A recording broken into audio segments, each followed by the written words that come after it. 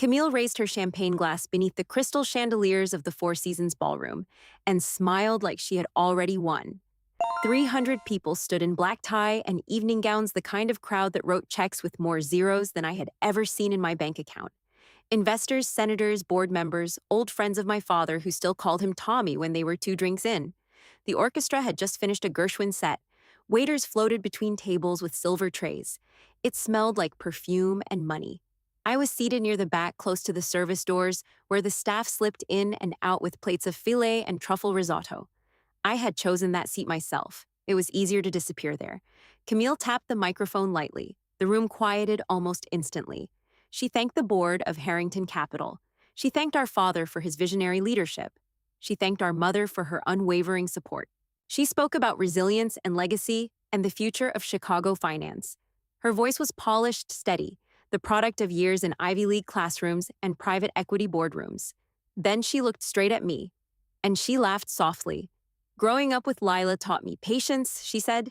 Not everyone in a family is wired for leadership. Some of us had to carry a little extra weight. There was a ripple of laughter. Polite at first, then warmer. My father chuckled into his glass. My mother covered her mouth as if she were embarrassed for me, not for her. Camille tilted her head. We always knew she was different, mentally fragile, not quite built for the pressure this business demands. The word fragile floated over the tables and settled on my shoulders like dust. My hands tightened around my napkin. I felt the heat crawl up my neck, the same heat I had felt in 3rd grade when Camille told the neighbor kids I was mentally disabled because I needed extra time on spelling tests. I had been 9. She had been 11. The label stuck. My father stepped up beside her and wrapped an arm around her waist. Tonight is about the future of Harrington Capital. He said, his voice carrying that deep boardroom authority that had closed deals for 40 years. Camille has proven she has the discipline and clarity this company requires. Effective next quarter, she will assume expanded operational authority as Chief Operating Officer. Applause filled the room. And when I retire, he continued, she will inherit controlling leadership of this firm. The Gold Coast residents will remain in her stewardship, along with the family voting shares. He lifted his glass toward her. Camille is the future of this family. The applause turned into a standing ovation. Camera flashes burst across the ballroom. Someone at my table leaned toward me and whispered, "That must be hard." I smiled politely. For 29 years, I had believed that if I worked quietly enough, if I stayed out of the way and did my job inside the company, they would eventually see me. I did not expect applause. I did not expect a stage. I only wanted to be acknowledged as capable. Instead, I had been erased in front of 300 witnesses. As the crowd settled back into their seats, I noticed something strange. Near the entrance by the tall double doors that led to the lobby stood a silver-haired man in a dark gray suit. He had not clapped. He had not smiled. He had watched the stage. Then, he had watched me. Our eyes met. He gave the smallest nod. The band resumed playing. Waiters carried out dessert. Camille was pulled into conversations with donors and board members.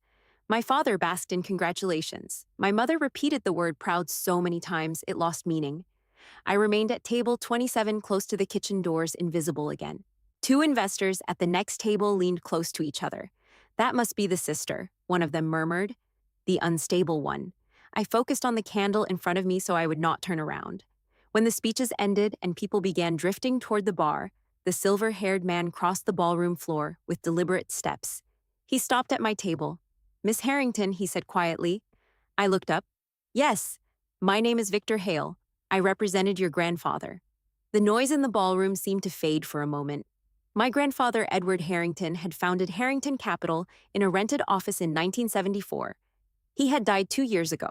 He had been the only person in the family who never used the word fragile when speaking about me. I stood slowly. "Can we speak somewhere private?" Mr. Hale asked. We stepped away from the tables and toward a quiet hallway near the restrooms. The music softened behind us. He reached inside his jacket and pulled out a thick cream envelope sealed and stamped. "Your grandfather instructed me to deliver this to you on a very specific day," he said. "What day?" "The day you were publicly diminished." My throat tightened. He watched the ballroom through the open doors where Camille laughed under a ring of admirers. He believed this night would come. Mr. Hale continued. "He believed your sister would eventually overreach." I stared at the envelope in my hands. It felt heavier than paper should feel. "What is it?" "A trust amendment and accompanying letter."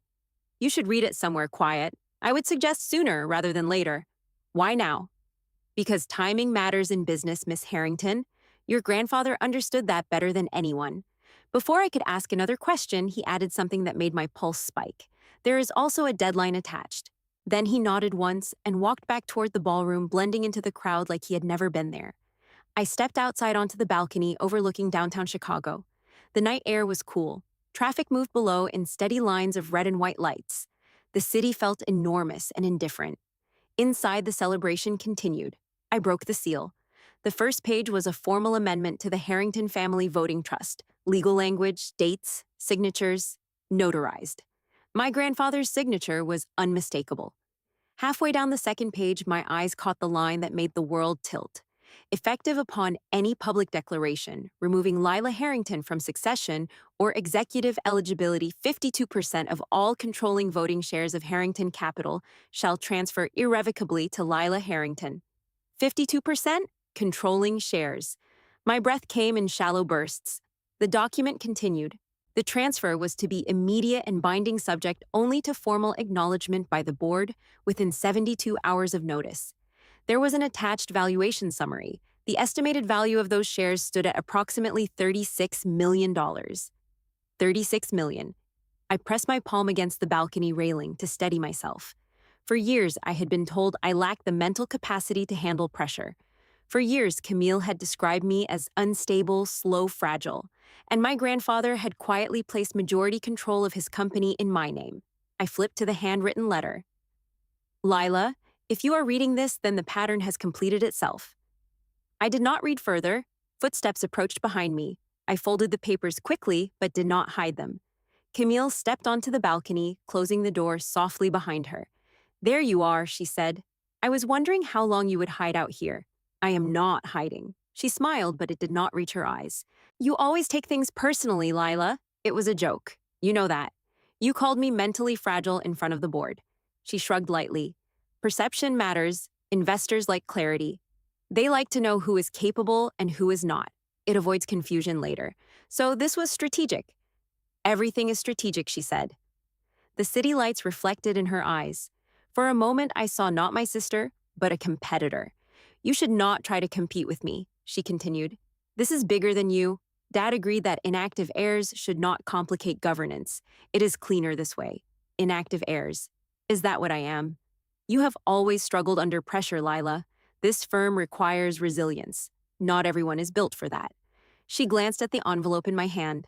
What is that? Nothing that concerns you? Her expression sharpened. Just be careful, she said softly. You do not want to embarrass yourself trying to fight something you cannot win. She turned and went back inside, swallowed by applause and music. I remained on the balcony, the papers trembling slightly in my grip. Inside that ballroom, Camille had been crowned the future of Harrington Capital. But under the city lights, with the wind tugging at the edges of my dress and my grandfather's signature staring back at me, I understood something that none of them did. The future had already shifted, and they had no idea it belonged to me. The next morning, the city felt colder than it had the night before. I woke up before my alarm, still dressed in the black gown I had peeled off, and dropped across a chair sometime after midnight. My phone was buzzing on the nightstand, lighting up the ceiling in pale flashes. For a moment, I did not move. I let it ring. I let it vibrate. I let myself breathe. When I finally reached for it, the screen was crowded with notifications. LinkedIn posts celebrating Camille Harrington as the newly empowered future of Harrington Capital. Industry blogs praising the clarity of our succession plan. Photos from the Four Seasons ballroom, crystal chandeliers glowing, my father beaming beside my sister. In one picture, I could see myself at the edge of the frame, blurred, half turned away. No one had tagged me. I opened my email next. There, buried between congratulatory notes from colleagues who had never once asked for my input in a meeting, was an internal memo marked confidential. Succession structure, update, governance, realignment draft. My stomach tightened. I sat up, pulled a blanket around my shoulders, and began reading carefully, line by line. The language was clean, efficient, almost sterile. It outlined a consolidation of voting authority under active executive leadership. It referenced the need to streamline decision-making. It emphasized market confidence and operational clarity. Halfway down the second page, I saw the phrase non-operational heirs. Further down, a clause explained that non-operational heirs could be converted to non-voting equity units pending board approval. Dividend distribution could be adjusted accordingly to reflect active contribution. My name appeared once in a small parenthetical note under an appendix listing. Lila Harrington categorized as inactive beneficiary under current executive structure. Inactive. I leaned back against the headboard and stared at the ceiling. Last night had not been spontaneous cruelty. It had been choreography. The speech, the laughter, the applause, the declaration that Camille would inherit everything. This memo had been drafted 3 months earlier. The date was printed at the bottom of the page in neat gray font. They had already decided where I belonged. I remembered being 12 and sitting at the kitchen table while Camille explained to our aunt that I just processed things differently. She said it gently, almost kindly. What she meant was slower. What people heard was less capable. It became family shorthand. If something went wrong, it was because I could not keep up. If I hesitated before answering, it was because I was fragile. Now that label was being translated into corporate structure. I showered quickly, dressed in a navy suit I rarely wore, and drove downtown. The glass tower that housed Harrington Capital reflected the morning sun like nothing had shifted inside its walls.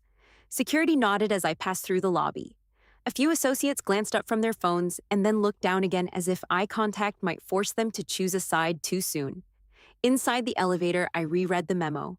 At the bottom, in smaller type, I saw a line about a preliminary governance vote scheduled within the week to formalize alignment. Within the week. I stepped off on the executive floor and walked straight to my father's office. His assistant rose from her desk, startled. "He is in a call. Tell him I need 5 minutes." She hesitated, then disappeared behind the door. A moment later, she waved me in. My father stood by the window overlooking Lake Michigan, phone pressed to his ear. He finished the call without looking at me, then placed the receiver down carefully. "You should have scheduled time," he said. I held up the memo. Was this always the plan? He did not take the paper from me. Instead, he walked around his desk and sat down folding his hands. "Leadership transitions require preparation, Lila. The board prefers clarity. Investors prefer clarity." I read the clause about non-voting units, about inactive heirs. He exhaled slowly. "Camille has been working full-time in operations for years. She has proven executive readiness. The board recognizes contribution, and I have not. You chose a different path," he said evenly. "Support roles are valuable, but they are not leadership positions." Support roles. That was how he described my work, overseeing compliance reviews and risk summaries for 2 divisions. Work Camille had once admitted she did not have the patience to do. "Did you ever intend to give me a chance?" I asked. He looked at me, then really looked at me as if calculating the cost of honesty. "You have strengths," he said finally, "but this level of responsibility requires stability, predictability. You mean someone who does not hesitate." He did not answer that directly. "There is a board vote scheduled," he said instead. "It is procedural. It would formalize what everyone already understands, that I am inactive, that Camille leads operations," he corrected. A soft knock came at the door. Camille entered without waiting for permission. She was dressed in a pale gray suit, hair pulled back, expression controlled. "I see you found the memo," she said. "You drafted it 3 months ago. It was a working document," she replied. "We cannot afford ambiguity at the top. The market punishes uncertainty." "So you remove me entirely?" "No," she said, taking a seat across from my father. "We clarify roles. You remain a beneficiary. You simply are not positioned as executive succession." I held up the paper. "You reclassify me as non-operational." She tilted her head. "You are not in operations. You made sure of that." Camille's smile thinned. "The firm cannot operate on sentiment, Lila. Investors look at structure. They need to know who is accountable. And I am not accountable." "You struggle under pressure," she said quietly. "That is not an insult. It is a fact we have managed for years." Managed. My father shifted in his chair but did not interrupt her. "How many board members support this?" I asked. Camille's eyes flickered. "Enough." "How many?" 4 confirmed. 2 leaning. The rest will follow once the vote is presented as a stability measure. She spoke with confidence as if the outcome were already recorded. "There will be a preliminary alignment meeting tomorrow afternoon," she continued. "I suggest you do not make this harder than it needs to be." Harder for whom? For the firm? For the family? I laughed softly before I could stop myself. "You mean for you?" Her composure held, but her fingers tightened slightly on the arm of the chair. "I built investor confidence," she said. "I secured 2 major partnerships last year. I am not risking that because you feel overlooked." I do not feel overlooked, I said. I was publicly erased. She did not flinch. Optics matter. So does truth. She stood. The board prefers clarity, she repeated. You can either align with that or position yourself against it. But understand this. Once governance is formalized, reversal becomes nearly impossible. She left the office without another word. My father remained seated, staring at the memo in my hand, as if it were a minor inconvenience rather than a declaration. You activated something last night? He said quietly. I met his eyes. Maybe I did. He leaned back in his chair. If you push this, it will not stay inside these walls. It already left them when you handed her the stage, I replied. I walked out before he could answer. Back at my desk, I opened the trust amendment again. I read the 72-hour clause carefully this time. The activation required formal notice to the board and acknowledgement by corporate counsel. Failure to act within that window would revert the structure to its prior form. The clock had started the moment my father declared Camille sole successor. I checked the time. 48 hours remained. My phone buzzed. A message from Margaret Langford, the longest-serving member of the board, and one of the few who had worked directly with my grandfather. Call me, it read. I stepped into an empty conference room and dialed. She answered on the second ring. I was wondering when you would reach out, she said. You know about the amendment. Edward informed me of its existence, she replied carefully. Not the specifics, but enough. Camille is moving fast, I said. She scheduled a preliminary alignment vote. I am aware. She is consolidating support. Yes. There was a pause on the line. Have you formally activated the amendment? Margaret asked. Not yet. Then do not wait, she said. Delay favors the aggressor. I glanced at the glass wall of the conference room. Through it, I could see Camille walking down the hallway with two directors leaning in close, speaking quietly. The memo had been drafted months ago. The speech had been rehearsed. The laughter had been calculated. For years, I believed I was reacting to circumstances, that I was simply slower to understand the rules. Now I saw the board as a chessboard that had been set long before last night's applause. Margaret's voice came through again. If you intend to claim what Edward left you, you cannot hesitate. I looked at the clock on the wall. 46 hours. For the first time in my life, hesitation did not feel like caution. It felt like surrender. I did not go back to my desk. Instead, I walked straight past the elevators and into the smaller hallway that led to corporate counsel. The carpet was thicker there, the lighting softer, designed to quiet footsteps, and I sometimes thought conscience. My reflection in the glass along the corridor looked steadier than I felt. 46 hours. That number pulsed in the back of my mind like a countdown I could not silence. Jonathan Mercer, the firm's outside attorney for estate and governance matters, was in his office with the door half closed. He had been my grandfather's lawyer for nearly 2 decades before transitioning to work more closely with the board. If anyone understood the architecture behind the amendment, it was him. I knocked once and stepped in before I could lose my nerve. Lila, he said, removing his reading glasses. I expected you. Of course he did. Nothing inside Harrington Capital moved without someone anticipating it. You have seen the memo, I said. He nodded slowly. Camille circulated it to the board yesterday morning, framed as a continuity measure. Continuity! The word felt almost gentle. I held up the trust amendment my grandfather had signed less than a year before he died. If I formally activate this, what happens? Jonathan studied my face before answering, as if measuring whether I was asking from emotion or intention. Upon written notice to the board acknowledged by counsel, your controlling interest becomes immediate and binding.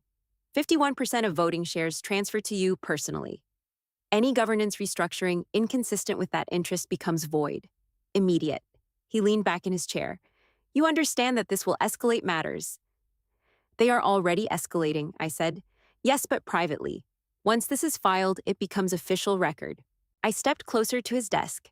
Was my grandfather of sound mind when he signed this? Jonathan's eyes sharpened. Absolutely. No hesitation. No qualification. Camille will challenge capacity. She can try, he replied. She would lose. Edward anticipated that argument. He had 2 independent evaluations conducted. Both concluded he was fully competent. He reached into a drawer and removed a slim folder. He asked me to hold this in escrow until you were ready.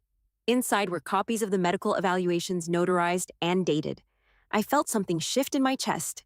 My grandfather had not simply trusted me, he had armored me. Why did he think I would hesitate? I asked quietly. Jonathan's expression softened. Because you always did. The truth of that did not sting the way it once would have. It felt clinical, accurate. He believed hesitation was your defense mechanism. He built the 72-hour clause to prevent you from retreating once confronted. I looked down at the amendment again. And if I do nothing, then the existing governance proceeds. Camille consolidates operational authority. Over time, structural amendments could dilute your influence further. Not illegally, just strategically.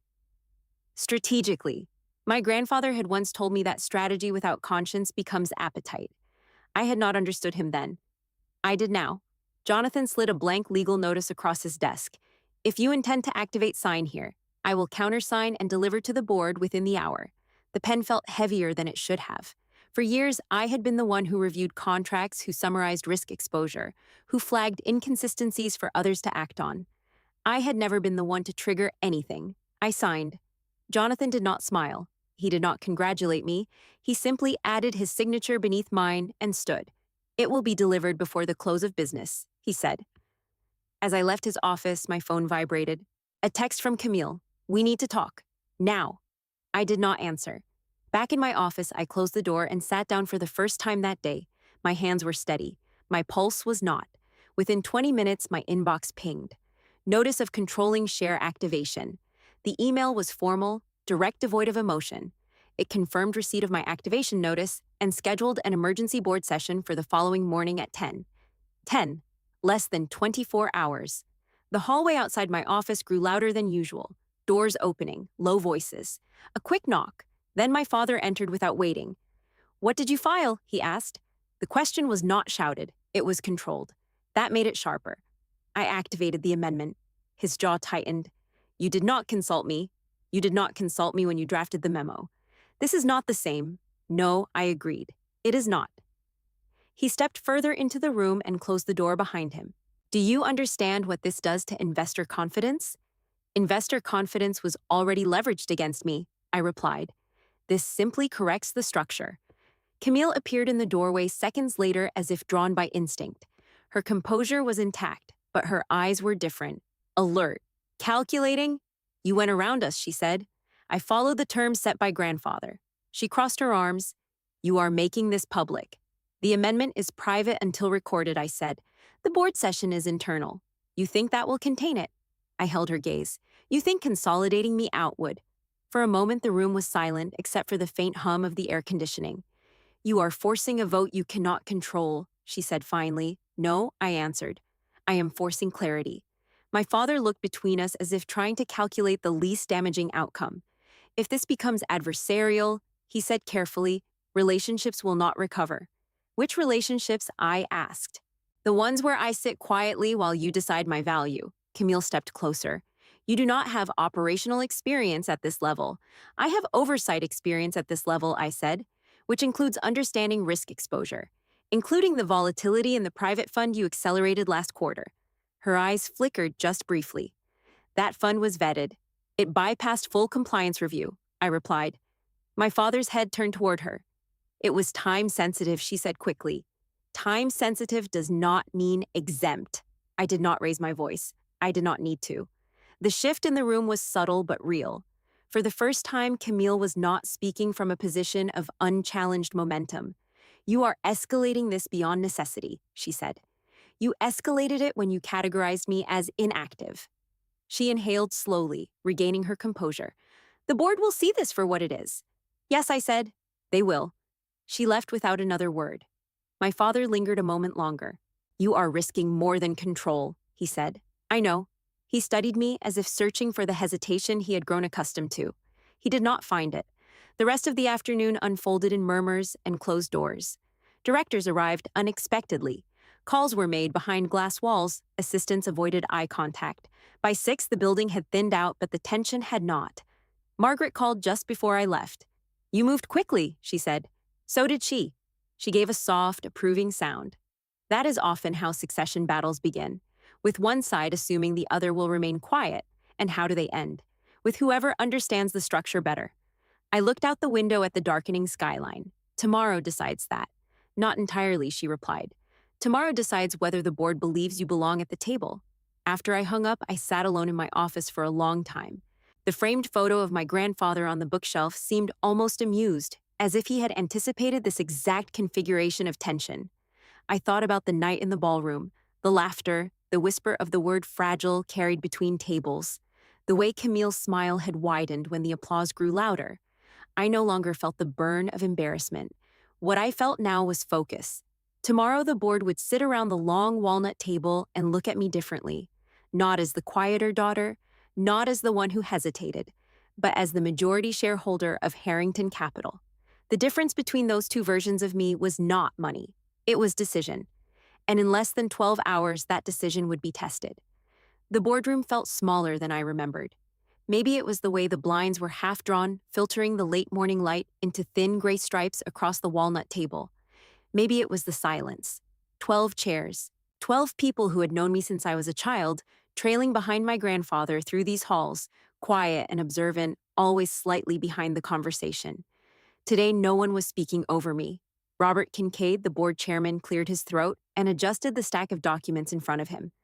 This emergency session has been called to acknowledge activation of the Harrington Trust Amendment signed by Edward Harrington, he said evenly. Council has confirmed its validity. Jonathan sat at the far end of the table, hands folded, expression neutral. He did not look at me, but his presence steadied the air. Camille sat to my father's right. She wore a deep green suit that matched the color of the leather folders in front of her. Her posture was perfect, composed, controlled. My father's face was unreadable. Robert continued, as of receipt of formal notice, Lila Harrington holds 51% of voting shares in Harrington Capital, effective immediately. The words landed without ceremony. A murmur traveled around the table, subtle but real. Some directors nodded once. Others leaned back, absorbing the recalibration. Camille was the first to speak. With respect, she said the timing of this activation raises concerns about capacity and undue influence. There it was. The strategy Jonathan predicted. Jonathan responded before I could. Mr. Harrington's capacity was evaluated by 2 independent physicians within 6 months of execution. Both assessments are attached in your packets. No evidence suggests impairment. Robert glanced down at the papers, then back up. The amendment is legally sound. Camille's jaw tightened slightly, but she pressed on. Legal validity does not eliminate governance instability. This activation disrupts the continuity plan presented to investors. The continuity plan that reclassified me as inactive, I said quietly. All eyes shifted toward me. Camille met my gaze. The plan clarified operational roles, she replied. Investors require decisive leadership. And they require transparency, I said, including full disclosure of structural changes. My father leaned forward. This is becoming adversarial, he warned. It became adversarial when decisions were made without acknowledging all stakeholders. Stakeholder. The word felt deliberate. Robert raised a hand, slightly regaining control of the room. We are not here to debate family dynamics, he said. We are here to address governance. Governance. The word seemed to settle heavier than inheritance. Camille slid a document across the table. I have already secured preliminary alignment from 4 directors regarding the proposed restructuring. 2 more have expressed conditional support. Robert did not touch the paper. Preliminary alignment prior to activation, he corrected. Circumstances have changed. She did not flinch. Circumstances do not erase the need for stable executive authority. I folded my hands in front of me. No one is suggesting instability. I am suggesting accountability. Camille's eyes sharpened. Are you implying misconduct? I am implying that governance should not be decided by memo 3 months before public disclosure. A few directors exchanged looks. Margaret sat near the middle of the table, watching quietly, her expression unreadable but attentive. Robert turned to me. Miss Harrington, do you intend to assume operational leadership? There it was. The question Camille wanted asked. The trap. If I said yes, she would argue lack of executive track record. If I said no, she would claim my activation was symbolic, destabilizing without offering direction. I chose a third path. I intend to protect the integrity of the firm my grandfather built, I said. That includes ensuring no unilateral restructuring proceeds without full board review. Camille's voice cooled. That is vague. It is intentional. Robert studied me for a moment. Are you proposing a motion? Yes. The word came easily. I propose a temporary suspension of any governance restructuring until an independent review of recent executive decisions is completed. Silence fell heavier than before. Camille's composure thinned.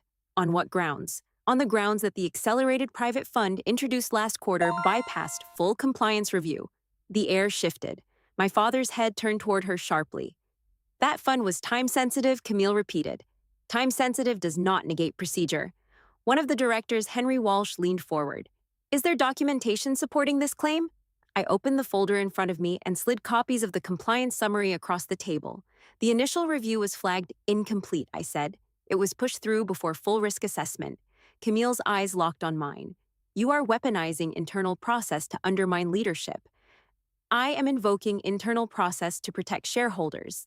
Robert picked up the summary and scanned it quickly. Was this reviewed by full compliance committee? Camille hesitated just a fraction too long.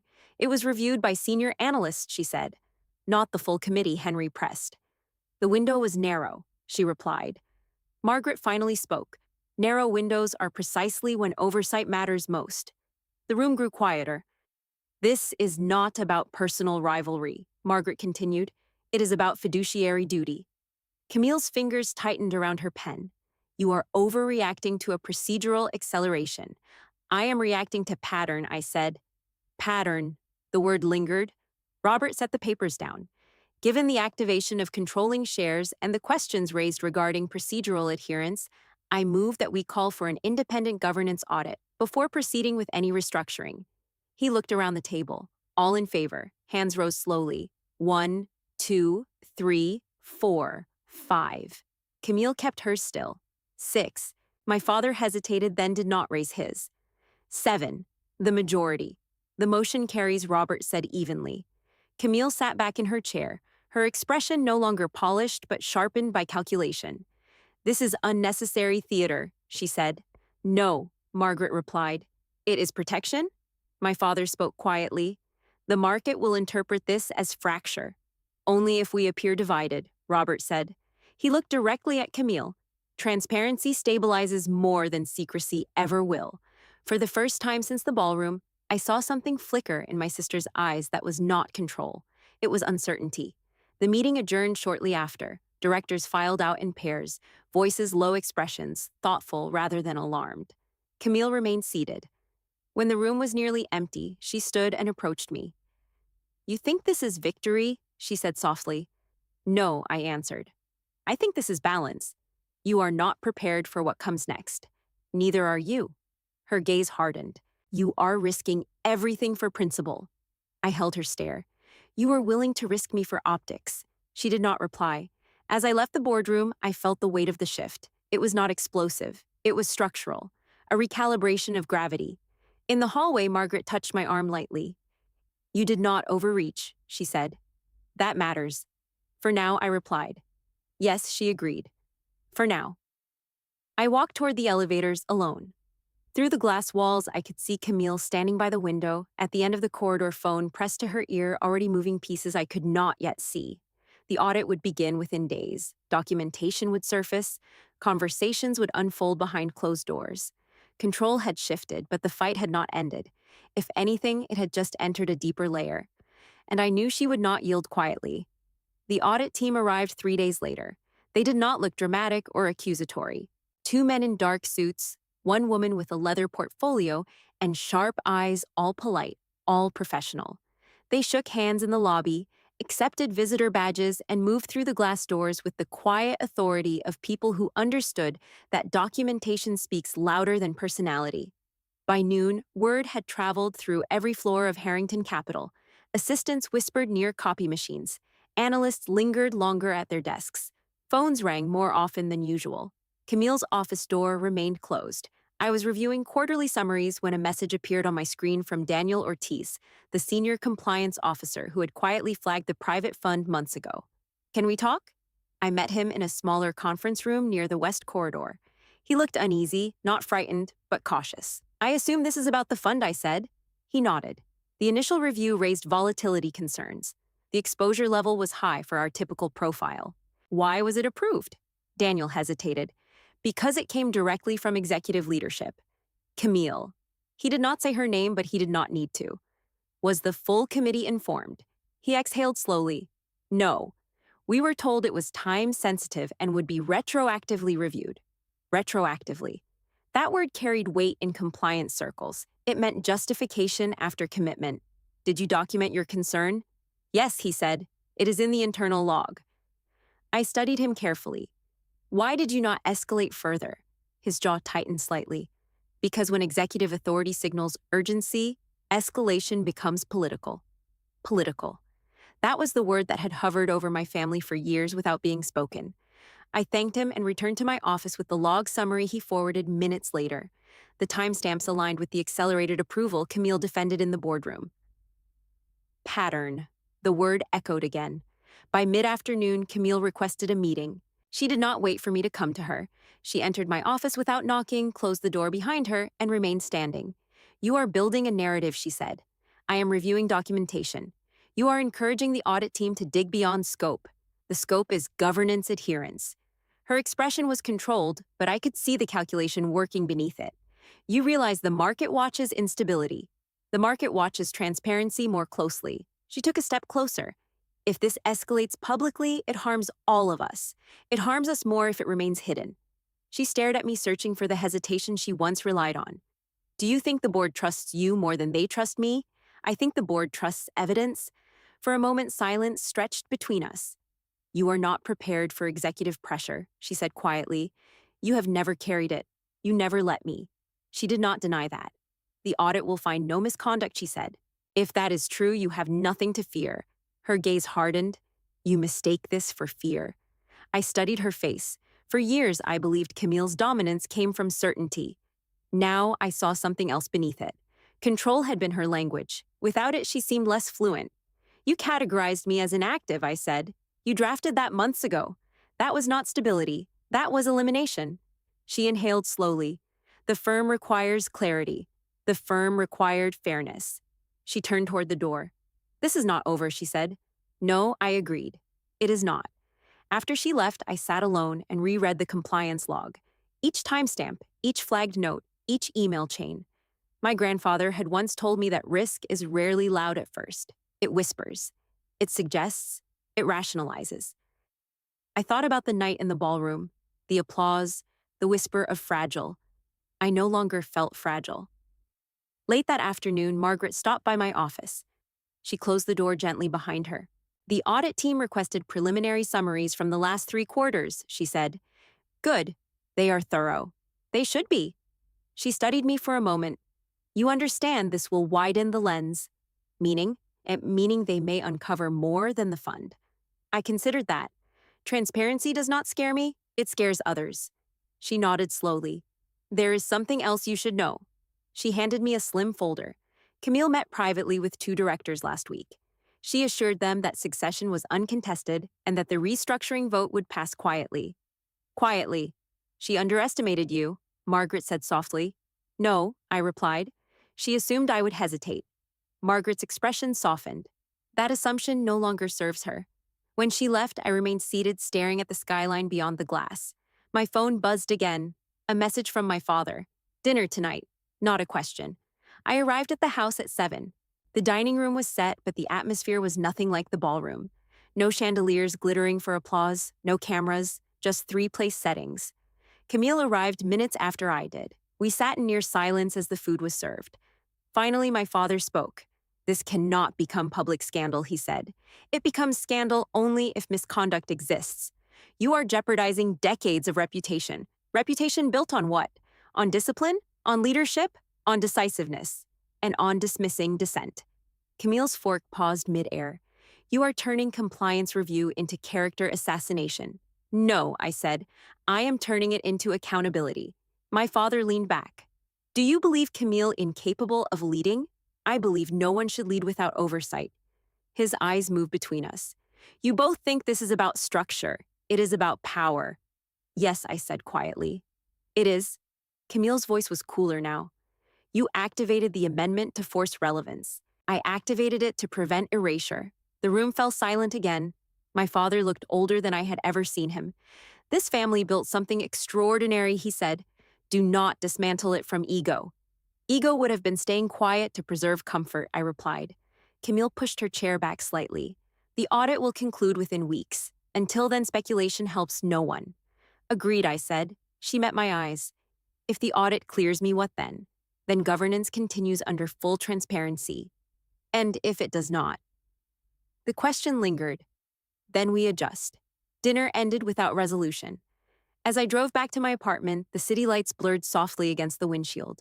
My thoughts were not chaotic. They were precise. The audit would not destroy Harrington Capital. It would define it.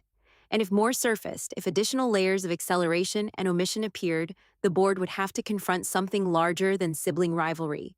It would have to confront pattern. By the time I pulled into my garage, I understood something clearly. This was no longer about proving I belonged. It was about proving the structure could withstand truth. And somewhere in her office that same night, I knew Camille was preparing her next move. By the end of that week, the air inside Harrington Capital felt thinner. People spoke carefully, emails were shorter. Meetings that once stretched comfortably now ended 10 minutes early, as if everyone wanted to retreat before saying something that could be documented. The audit team requested additional files, not only on the accelerated private fund, but on two smaller acquisitions Camille had championed the year before.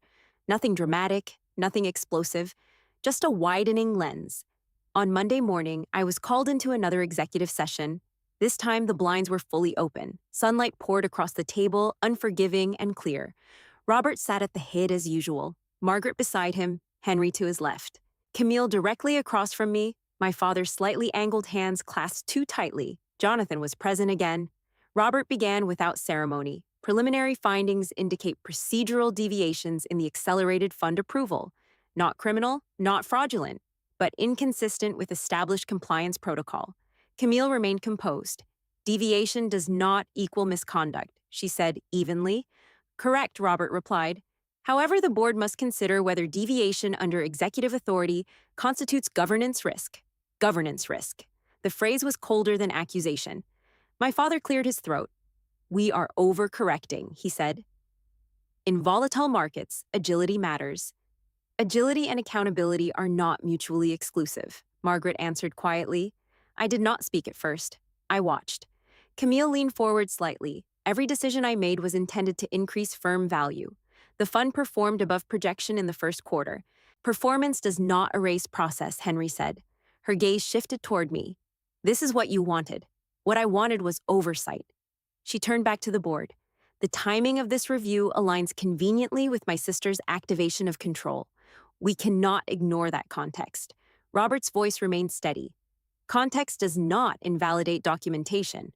The audit lead, the woman with sharp eyes and a calm tone, placed a slim report in front of each of us. In addition to compliance deviation, she said we identified direct pre-approval communication between executive leadership and an external investor, outlining anticipated restructuring advantages tied to the fund's performance. Camille's fingers stilled. What kind of restructuring advantages? Robert asked. The audit lead glanced at her notes. Language referencing consolidated voting alignment following increased portfolio leverage. The words hung in the room. Consolidated voting alignment. My father's head turned toward Camille. Explain that. She inhaled slowly. It was strategic discussion. Hypothetical alignment scenarios. With an external investor, Henry pressed. With a strategic partner. Before full board disclosure, Margaret said. Camille's composure flickered for a fraction of a second. The language was exploratory. Exploratory language in writing becomes intent, I said quietly. Her eyes snapped toward me. You are interpreting ambition as conspiracy. I am interpreting documentation as documentation. Robert lifted a hand again. Enough. He looked at the audit lead. Does this constitute breach of fiduciary duty? Not conclusively, she replied. However, it demonstrates concentration of decision-making authority without full board awareness. Silence. Concentration of authority. It was exactly what my grandfather had feared. My father spoke more quietly now. Are you recommending disciplinary action? We are recommending structural oversight adjustments until review concludes, she answered. Camille sat back in her chair. This is unnecessary containment. Margaret met her gaze. Containment prevents escalation. The conversation shifted to motion. Robert proposed temporary suspension of unilateral executive investment authority pending completion of audit. Hands began to rise. Camille did not move. My father hesitated. I watched him carefully. For years, he had defaulted toward decisiveness toward the child who mirrored his own confidence. He did not raise his hand. 7 votes carried the motion. The shift was not dramatic. There was no shouting, no accusations of betrayal, just a quiet reallocation of leverage. Camille stood abruptly. If this board believes I am incapable of responsible leadership, perhaps we should address that directly. This is not about capability, Margaret said. It is about structure. Structure can suffocate growth, Camille replied. Unstructured growth suffocates trust, I said. She looked at me with something that felt almost like disbelief. You truly believe this is justice? I held her gaze. I believe it is correction. The meeting adjourned shortly after. Directors exited in low conversation. The audit lead gathered her files with clinical precision. My father lingered behind. You could have handled this privately, he said to me. Private handling allowed pattern to continue. He looked tired. You are forcing your sister into a defensive posture. She positioned herself there. He shook his head slightly, not in anger, but in disappointment. Families are not corporations. No, I agreed. But corporations can fracture families. He did not answer that. Camille remained by the window, staring out at the skyline. When I approached, she did not turn. You have shifted the board, she said quietly. Temporarily, you think this strengthens the firm. I think transparency always does. She faced me then. You underestimate what markets interpret as instability. You underestimate what markets interpret as concealed consolidation. Her jaw tightened. You are not prepared to lead through volatility. I am prepared to lead through accountability. We stood there in the light, two versions of succession confronting each other without shouting. You will regret this escalation, she said finally. Perhaps. She stepped closer. If the audit clears me fully, the board will expect reconciliation. Reconciliation requires acknowledgement. Her expression hardened again. You always needed validation. No, I said calmly. I needed fairness. She left the boardroom without another word. I remained for a moment longer, staring at the empty chairs. The vote had not removed her. It had not humiliated her publicly. It had simply reduced her unilateral authority. But the larger battle was shifting. This was no longer about whether I belonged. It was about whether concentrated control could survive scrutiny. As I walked back to my office, my phone vibrated with a message from Margaret. She wants an early executive-only session tomorrow. Of course she did. Escalation never retreats quietly. I paused outside my office window, looking down at the city below. Traffic moved in steady lines, buildings stood unchanged. From the outside, Harrington Capital appeared exactly as it had the week before. Inside, the architecture was rearranging, and I knew Camille would not stop at defensive posture. She would go on offense. Tomorrow would prove how far she was willing to go. I did not go home that night. Instead, I drove north to my grandfather's old townhouse in Evanston. The place had been sitting mostly untouched since his passing, maintained by a caretaker who came twice a week to keep the pipes warm and the dust from settling too heavily on the shelves. The key still fit the lock with the same quiet click. Inside, the air smelled faintly of cedar and old paper. His study lamp cast a warm circle of light over the leather chair, where he used to sit sleeves rolled up, reading annual reports like they were novels. I closed the door behind me and stood there for a long moment. When I was younger, this room felt safe. It was the only place in our family where I was not compared, not corrected, not subtly measured against Camille's sharper answers or quicker conclusions. You see things others rush past, he once told me, tapping the margin of a contract. Do not let speed intimidate you. I moved to his desk and opened the bottom drawer, where Jonathan had once retrieved the trust amendment. I knew there were other files. My grandfather never left a single layer of protection. At the back of the drawer, beneath a stack of neatly labeled folders, I found a slim metal box. I recognized it immediately. He had shown it to me once years ago when I asked him why he kept old documents instead of digitizing everything. Because paper remembers tone, he had said. The box was unlocked. Inside were several USB drives and a leather-bound notebook filled with his handwriting. Tight, precise, methodical. I sat down and opened the notebook first. The pages were dated, spanning the last 5 years of his life. Notes about board dynamics, observations about market shifts, reflections on family. Camille increasingly equates authority with certainty, one entry read. Must monitor consolidation tendencies. My chest tightened. Another page. Gerald prioritizes optics, risk of over-reliance on decisiveness. And then my name. Lila internalizes hesitation as weakness. It is not weakness. It is evaluation. I closed my eyes briefly. He had seen all of it. I set the notebook aside and plugged the first USB drive into my laptop. It contained archived board minutes. Nothing surprising. Formal language, votes, approvals. The second drive was labeled contingency. I hesitated only a second before opening it. Several folders appeared. One labeled governance, another labeled restructure draft, and a third labeled private call transcript. My pulse quickened. I opened the transcript first. The header listed a date 8 months before his death. The participants were Camille and an external investor whose firm had recently increased partnership exposure with us. The transcript had been generated from an audio file time-stamped and professionally transcribed. I began reading. Camille's voice was captured in text with clinical clarity. Once voting alignment is consolidated, legacy obstacles can be phased out gradually without market disruption. Legacy obstacles. The investor had asked for clarification, including your sister. Yes, especially her. Inactive equity complicates long-term strategic agility.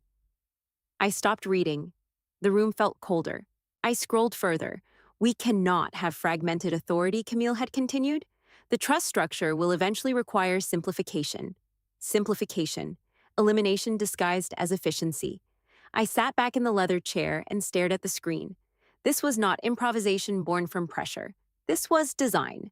I opened the restructured draft folder.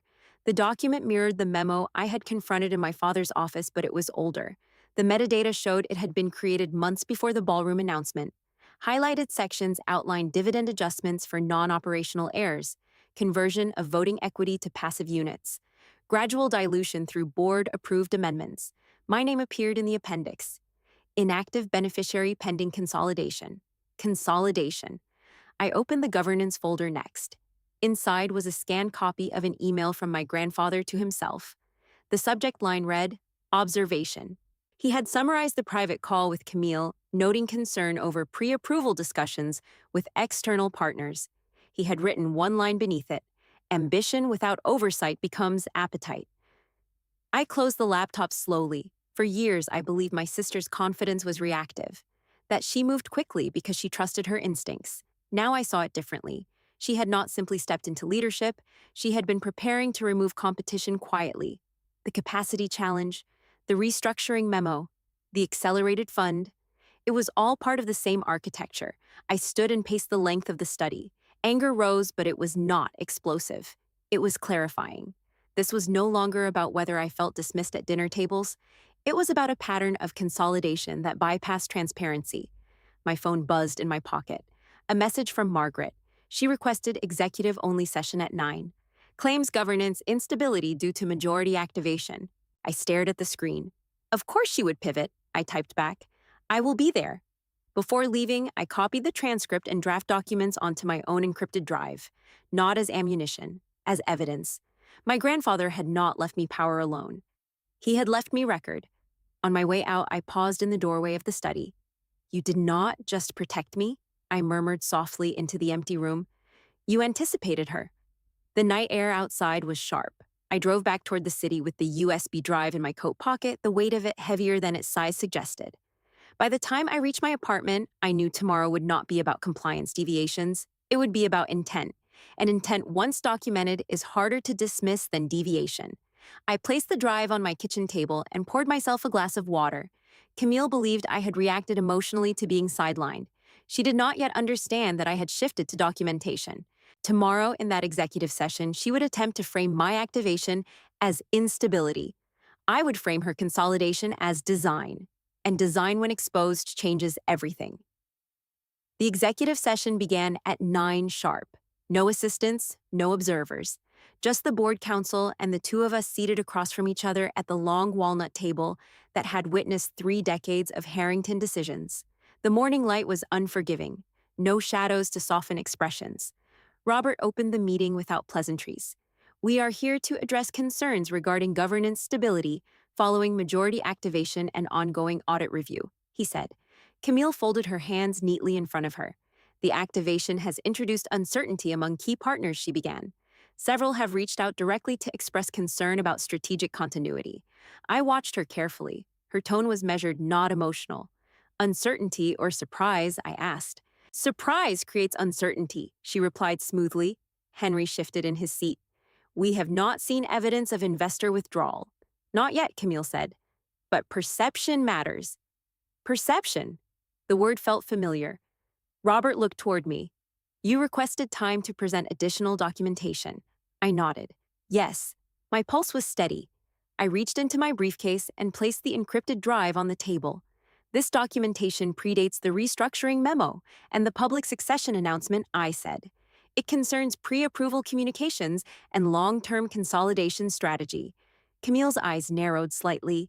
You accessed grandfather's private files. He preserved them intentionally? Jonathan spoke calmly. The materials are within the trust's archived governance records. Robert gestured for me to continue. I distributed printed transcripts across the table. Each director received a copy. The room grew quiet as pages turned. Camille's voice on paper carried a different weight than it did in person. Once voting alignment is consolidated, legacy obstacles can be phased out gradually without market disruption. Henry read the line aloud without meaning to. Legacy obstacles, he repeated. Camille did not flinch. That was strategic language during exploratory discussion. Exploratory language referencing removal of inactive heirs, Margaret said quietly. Camille lifted her chin. Inactive equity complicates governance. I met her gaze. So you planned consolidation before any formal board review. It was scenario planning. With external investors? I said. Robert's expression hardened. Why were external partners briefed before the board? Camille inhaled slowly. Strategic partners require forward visibility. Forward visibility into removal of majority shareholder. The word majority hung heavier now. My father finally spoke. Camille, did you intend to neutralize Lila's voting authority? She looked at him, then back at the table. I intended to prevent fragmented leadership. Through dilution, through alignment, through removal, I said quietly. The room was silent again. Robert leaned forward. Is there additional documentation? Yes. I passed around the earlier draft of the restructuring plan. The metadata printed at the bottom showed creation months before the ballroom event. This was not reactionary, I said. It was preparatory. Camille's composure thinned for the first time. You are framing foresight as conspiracy. I am framing concealment as governance risk. Margaret turned a page slowly. You included dividend conversion mechanisms tied to executive role classification. Yes, Camille replied. That is standard, without board disclosure. It was preliminary. Preliminary documents sent to outside investors, Henry said. The audit lead seated quietly near the end of the table cleared her throat. We confirmed metadata indicating distribution of this draft to at least one external partner before internal presentation. Camille's jaw tightened. That was exploratory dialogue. Robert looked directly at her. You understand how this appears. She did not answer immediately. Intent matters, she said finally. Yes, I agreed. It does. The weight of that word shifted the air. My father's voice was lower now. Why was I not informed of this draft? Camille hesitated, because premature discussion would have triggered resistance. From whom? She did not look at me. From stakeholders, resistant to consolidation. Margaret's eyes flicked toward me briefly. You mean your sister? Camille remained silent. Robert placed both hands flat on the table. Given the documentation presented, we must consider whether executive leadership acted in full transparency with fiduciary obligation. This is becoming personal, Camille said sharply. No, Robert replied. It is structural. He looked at the rest of the board. We will vote on temporary restructuring of executive authority pending full governance review. Camille leaned forward. You cannot suspend leadership based on interpretation of exploratory drafts. We can suspend unilateral authority based on concentration risk, Margaret said. Henry nodded. I second that. Robert called the vote. One by one hands rose. 6, 7, 8. The majority carried again. Effective immediately, Robert said executive investment authority will require dual sign-off from interim oversight committee until review concludes. Camille's breath was shallow but controlled. You are paralyzing the firm. No, I said quietly. We are balancing it. She turned toward me fully now. This is revenge. If it were revenge, I would have released this publicly. Her eyes flickered. Instead, I brought it to the board. Because you think they trust you now? No, I replied.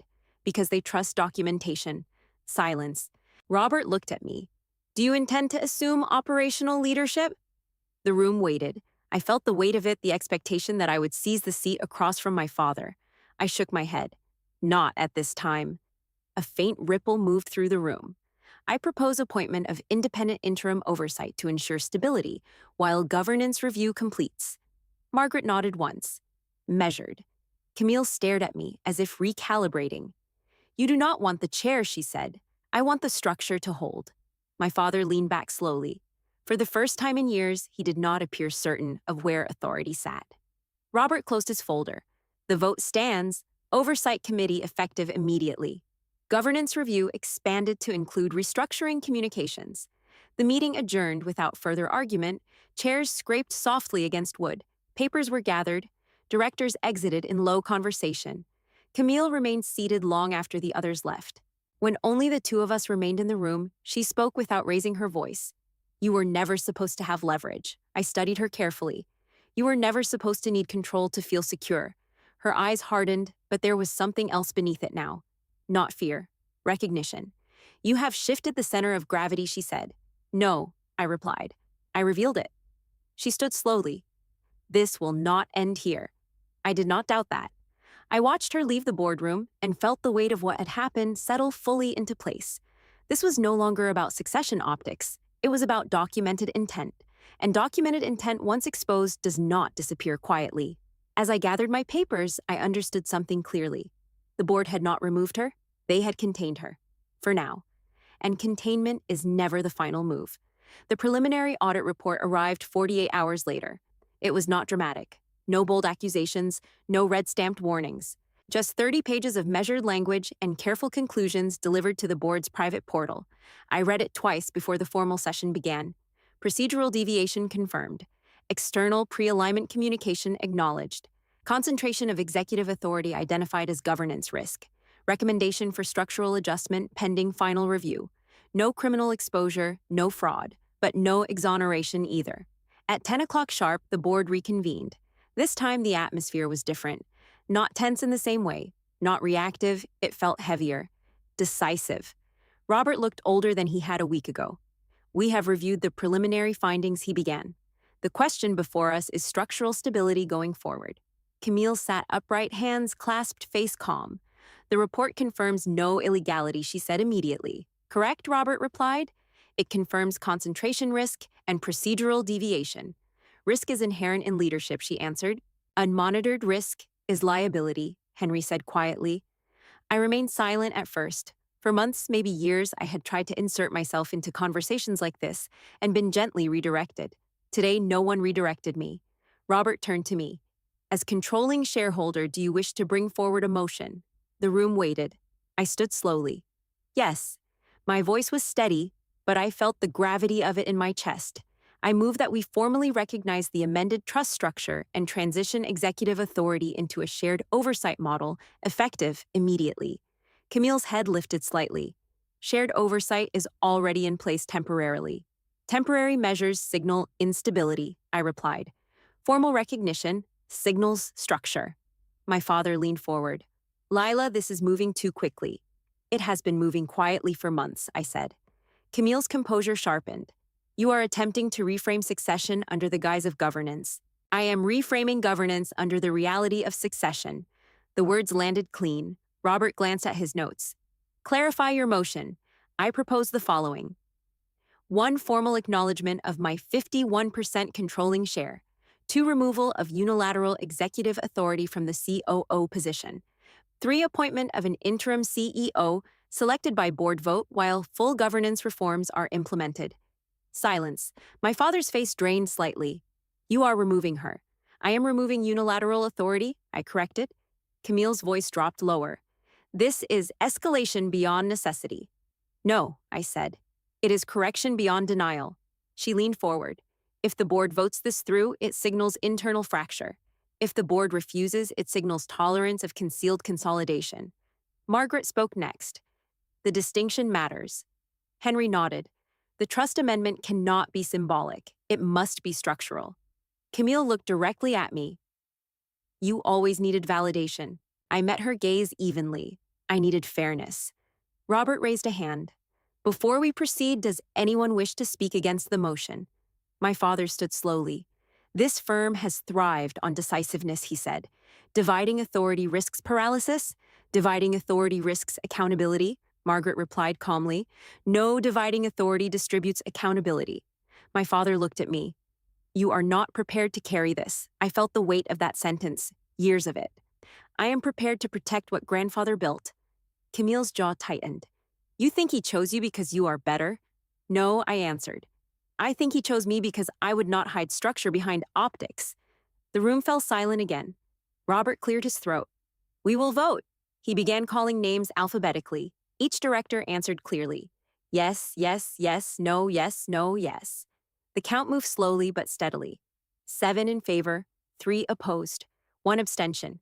The motion carries. The words echoed quietly against the wood-paneled walls. Effective immediately, Robert continued the COO position will transition to advisory status pending final review. An interim CEO will be appointed within 48 hours. Governance Reform Committee to be established under majority shareholder oversight. Camille did not move. My father remained standing for a moment longer, then sat down heavily. For the first time in my life, I watched my sister absorb a loss without being able to reframe it. This is temporary, she said quietly. Everything structural begins as temporary, Henry replied. Robert looked at me. Do you intend to assume CEO responsibilities? I felt the eyes of everyone at the table. No, I said.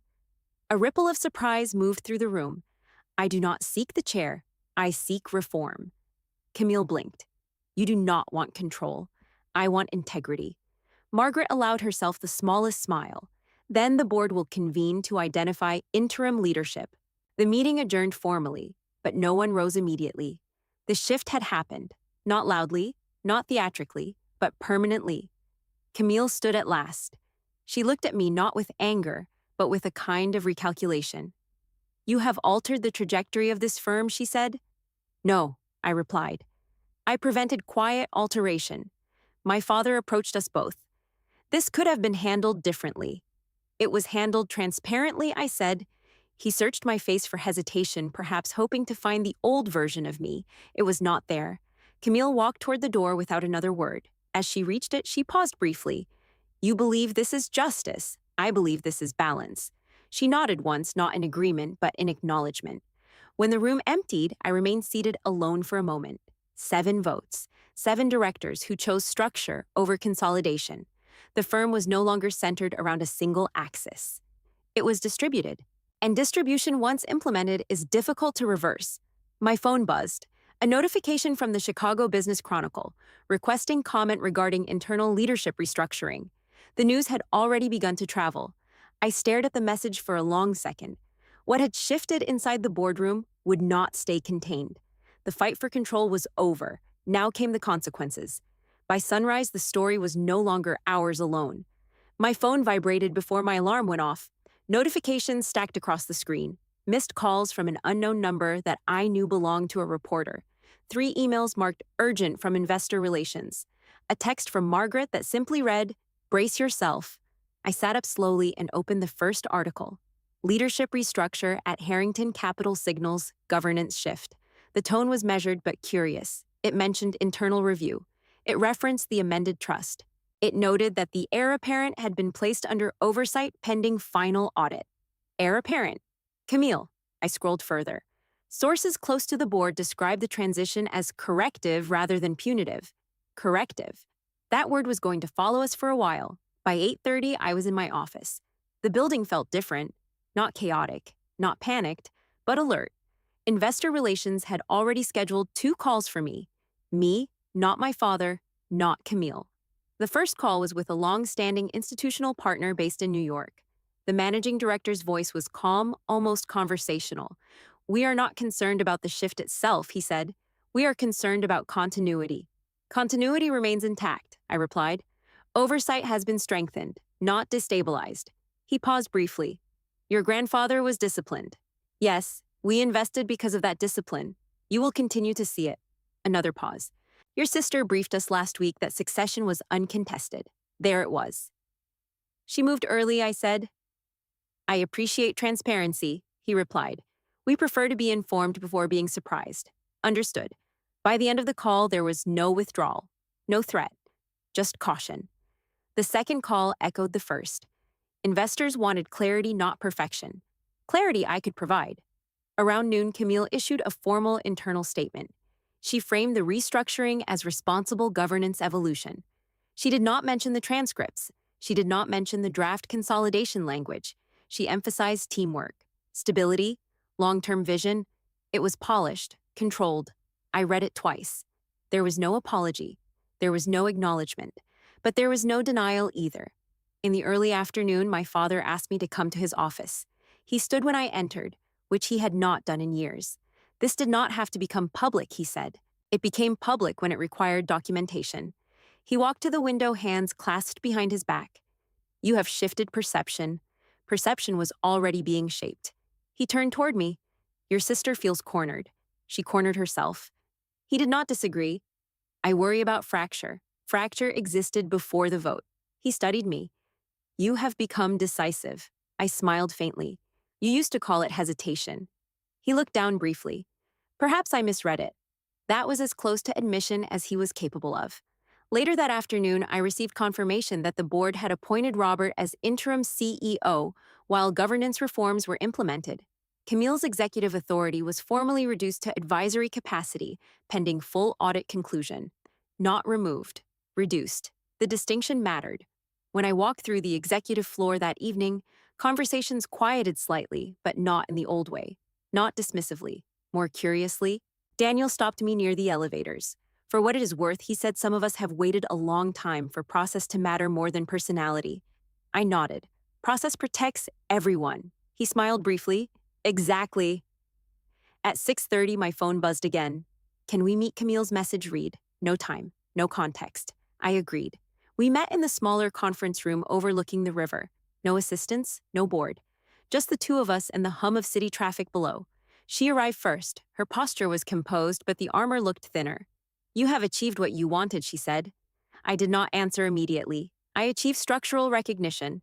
She exhaled slowly. The press is circling. They will move on. Not if the audit expands. Does it need to? She met my eyes. Do you intend to push further? I considered the question carefully. I intend to complete the review. Her gaze sharpened. You do not trust me. Trust is built on transparency. She looked away briefly toward the window. For years, I carried the expectation of being the one who held everything together, she said quietly. Do you know what that does to a person?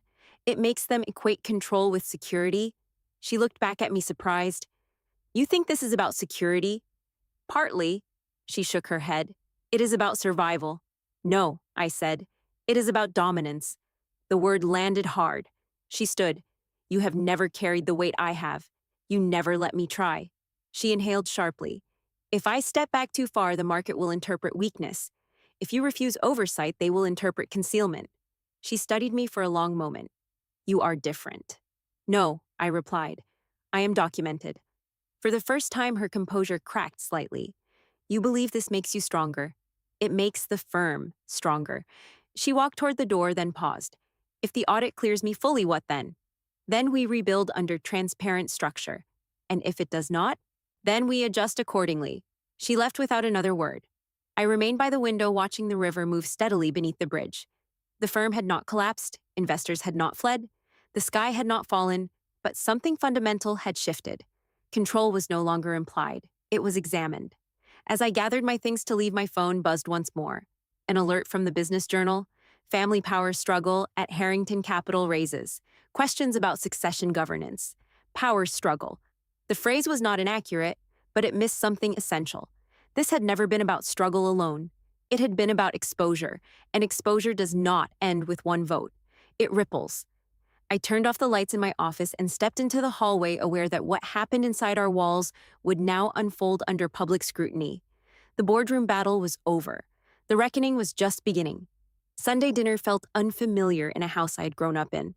The dining room looked the same long mahogany table, same oil portrait of my grandfather above the fireplace, same silver candlesticks polished to quiet perfection. But the air between us had changed. There were only 4 place settings, no extended family, no board members, no guests to perform for. Just my father at the head of the table, Camille to his right, my mother across from me, and me.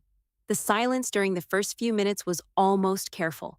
Plates passed, glasses filled, small comments about the weather. It felt like we were rehearsing normal. My mother was the first to break the surface. "Lila," she said softly, "I think we need to talk. Not about the firm. About us."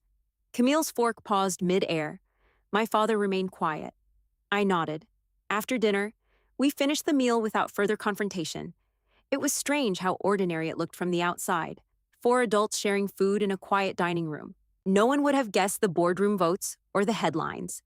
When the plates were cleared, my mother motioned for me to follow her into the kitchen. She leaned against the counter, hands wrapped around a glass she had not touched. "I should have spoken up years ago," she said. "About what? About the way we let things be labeled? About the way we let Camille speak for the family? About the way we laughed when you were uncomfortable?" Her voice was steady, but her eyes were tired. "You believed her," I said. "We believed what was convenient," she answered quietly. "That I was fragile. That you were different," she corrected. "That you required protection from pressure. Protection looks different from erasure." She flinched slightly at that. "We thought we were shielding you from expectations you did not want." "You never asked what I wanted." She swallowed. "You rarely pushed. Because when I did, it was dismissed." Silence settled between us. She wiped at the corner of her eye. "I let favoritism grow because it made things easier at the surface," she said. Camille was confident. She handled rooms well. You were quieter. I mistook quiet for weakness. It was not weakness. I know that now. The apology did not feel theatrical. It felt late. "I am sorry," she said. "Not because of the headlines. Because I see what it cost you." For a moment, the kitchen felt smaller than the boardroom had. "I do not need you to undo it," I said. "I need you to acknowledge it." She nodded slowly. "I do." When we returned to the dining room, my father was in his study. Camille stood near the fireplace, staring up at my grandfather's portrait. "He chose you," she said without turning. "He chose structure." She faced me. "Do you believe he loved you more?" "No." "Then why you?" "Because I would not consolidate quietly." Her jaw tightened. "You think I am power-hungry. I think you are control-driven. There is a difference. Control keeps things stable. Control without oversight becomes isolation." She stepped closer. "Do you know what it is like to be told since childhood that you must outperform constantly?" "Yes." Her eyes narrowed. "No, you do not." I was the golden child, she continued, voice lower now. Every grade mattered, every internship, every board presentation. If I stumbled, it reflected on the family, and if I spoke, it was indulgent.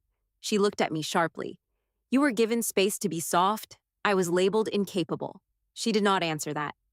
"You always seemed content to stand back," she said. I stood back because stepping forward meant being corrected.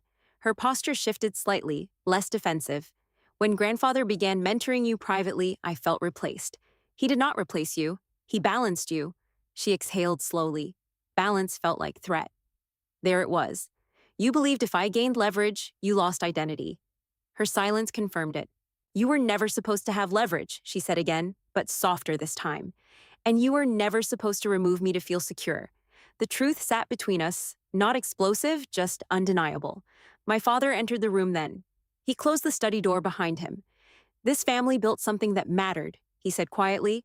"I failed to see how my silence shaped you both." Camille looked at him sharply. "You supported me." "I supported decisiveness," he replied. "I did not question consolidation soon enough." He turned toward me. "And I underestimated you." The words were simple. They carried more weight than any headline. I misread caution as incapacity, he continued. "That is on me." Camille looked between us, unsettled. "So what now?" she asked. "Now we define boundaries," I said. She folded her arms. "Meaning. Meaning you retain equity. You remain part of the firm. But no unilateral authority. Full transparency. Full oversight. Punishment disguised as reform. No. Reform disguised as survival." My father spoke carefully. "If this balance holds, the firm survives. If it fractures, it becomes spectacle." Camille's eyes returned to mine. "And if I refuse?" "You do not hold majority vote." The reminder was not cruel. It was factual. She paced once across the rug, then stopped. "I do not want to be removed." "You are not being removed. I am being reduced. You are being balanced." Silence again. The fireplace crackled softly. For the first time since the ballroom, the conversation did not feel like positioning. It felt like recalibration. "I will comply with governance review," Camille said finally. "Not comply," I corrected. "Participate." She met my gaze. "And you?" I will not push beyond structural necessity. Her shoulders lowered slightly. I never hated you, she said suddenly. I looked at her carefully.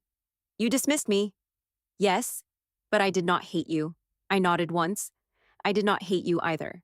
We stood there not reconciled, not restored, but no longer locked in immediate collision. When I left the house later that night, the air felt different. Money had shifted leverage. Documentation had shifted authority. But this conversation had shifted something else. For years, I believed inheritance meant property or shares. Now I understood it meant pattern, and pattern once confronted either repeats or changes. I drove home through quiet streets thinking about the kitchen apology, my father's admission, Camille's confession of insecurity. The headlines would continue for a while, the audit would conclude soon, but something more important had begun to settle. Control had been redistributed, not destroyed. And in that redistribution, I felt something I had not felt in a long time. Not vindication, not triumph. Stability. The kind my grandfather used to talk about. The kind built on structure rather than noise. The kind that holds when applause fades. 6 months later, the building felt like it belonged to the future instead of the past. The brass nameplate outside the executive floor still read Harrington Capital, but inside the tone had shifted. Meetings began on time. Reports circulated earlier. Oversight was not whispered about as obstruction. It was expected. Robert remained interim CEO, by choice not default. The board had offered me the position twice. I declined twice. Control does not require the head chair, my grandfather used to say. It requires the spine behind it. I now understood what he meant. The Governance Reform Committee finalized new bylaws in early spring. No unilateral investment authority. Mandatory dual sign-off for major allocations. Formal disclosure timeline before external partner communication. Minority protections codified. It was not glamorous work. It was structural. Camille attended every meeting. She did not dominate the table anymore. She prepared. She listened. She spoke when necessary, not reflexively. At first, the shift looked like restraint. Then it began to look like recalibration. One afternoon, she presented a revised growth strategy proposal for the renewable energy portfolio. She opened by acknowledging compliance, oversight, referencing the new transparency clauses before discussing potential upside. She looked at me briefly before continuing. The glance was not defiant. It was aware. When the board voted to move forward with the proposal, it was unanimous. Not because she forced momentum, because she followed structure. My father transitioned into a formal advisory role 2 months after the vote. He no longer attended daily executive meetings. He stopped making declarative statements about market dominance at family dinners. One evening, he asked me to walk with him along the lake. The wind was sharp, carrying the scent of early summer. You stabilize what I almost fractured, he said. I did not answer immediately. You believe decisiveness was strength, I said. He nodded slowly. I mistook speed for certainty. He looked older but not diminished, just quieter. I am proud of how you handled it, he added. The words landed gently. They did not erase anything. But they mattered. Camille and I did not become close. We became clear. There is a difference. We meet for coffee occasionally on Sundays. Not to discuss strategy, not to revisit the boardroom, to talk about neutral things, books, travel, the way the firm's internship program is expanding. It is not the sisterhood I once wished for. It is honest. The audit concluded officially in early summer. No criminal exposure, no fraud. Procedural deviations addressed. Governance reforms implemented. The business journals moved on to other scandals. Harrington Capital remained steady. Investor confidence returned to routine levels. Not euphoric, not fragile, stable. In July, I launched something that had nothing to do with succession. A mentorship program inside the firm for junior analysts who process information differently. Structured learning paths, flexible review formats. Alternative presentation methods. When I introduced it to the executive floor, I kept it simple. Not everyone leads loudly, I said. Some lead by seeing patterns, others miss. No one laughed. Daniel volunteered to help design the compliance track. Margaret agreed to serve as advisor. Camille approved the budget without debate. That afternoon, I drove north again. The cemetery in Evanston was quiet, the grass trimmed neatly, the headstones orderly and still. I stood in front of my grandfather's grave for a long time. You did not leave me control, I said softly. You left me responsibility. The wind moved through the trees above me. For years, I believed inheritance meant wealth, shares, authority, a number attached to a valuation. $36 million in equity sounds dramatic in headlines. It changes leverage. It does not change character. What changed me was not the check. It was the moment I stopped shrinking. I thought about the ballroom, the laughter, the whisper of fragile. I thought about the boardroom votes, the transcripts, the draft consolidation language. I thought about my mother in the kitchen, my father by the lake. Camille in the smaller conference room admitting balance felt like threat. None of it had erased the past, but it had prevented repetition. On my way back to the car, I understood something clearly. Families assign roles early: golden child, difficult one, invisible one. The roles stick because they are convenient. They simplify complexity, but roles are not identity. They are habit, and habits can be interrupted. If you are watching someone dismiss you quietly at dinner tables or in boardrooms or in family conversations where laughter lands too easily at your expense, you do not need a trust amendment to reclaim yourself. You need boundaries. You need documentation. You need the courage to refuse the label handed to you. Money amplifies voice. It does not create worth. Worth existed long before the vote.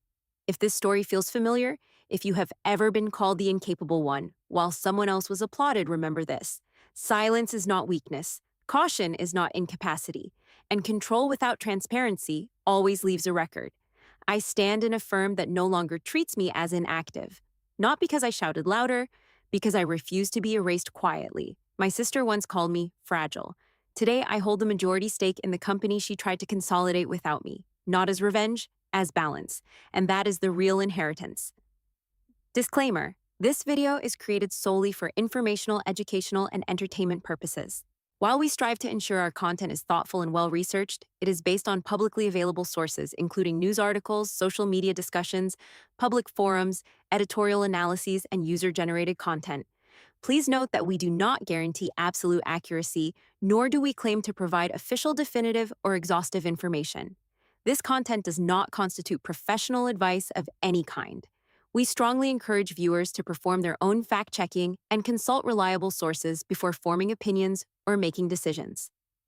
Our intent: this content is not intended to discredit, defame, or harm any individual, group, entity, or nation. Instead, our goal is to present diverse perspectives, raise awareness, and foster respectful dialogue and deeper reflection on the world around us. We invite you to approach all content with a critical mind and an open heart. Thank you for watching and for being a valued member of our community.